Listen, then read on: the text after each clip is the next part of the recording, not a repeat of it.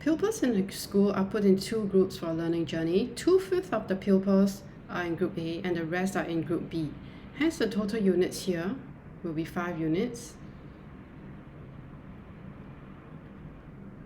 And out of these 5 units, 2 units are in group A, and the rest, which is 3 units, are in group B. 1/4 of the pupils in group A are girls. Means we need to find 1/4 of 2 units. However, 2 we cannot divide by 4 to get a whole number.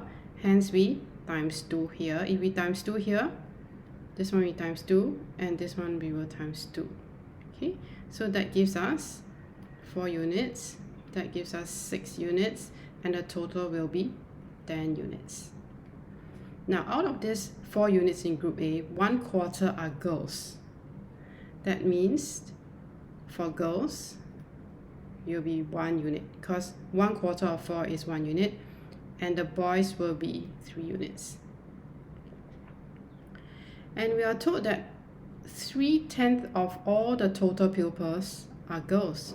Since there's 1 unit out of 10, which are girls in group A, that means the girls in group B must be 2 units.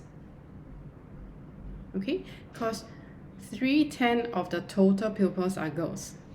Means 3 out of the total 10 must be girls. And since there's 1 unit of girls in group A, the remaining 2 units must be from group B.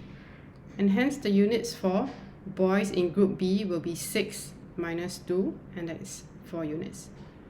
What fraction of the pupils in group B are girls? So girls will be 2 out of 6 for group B. So the answer will be 2 out of 6, which is 1 out of 3. And in this case, it will be answer number 1.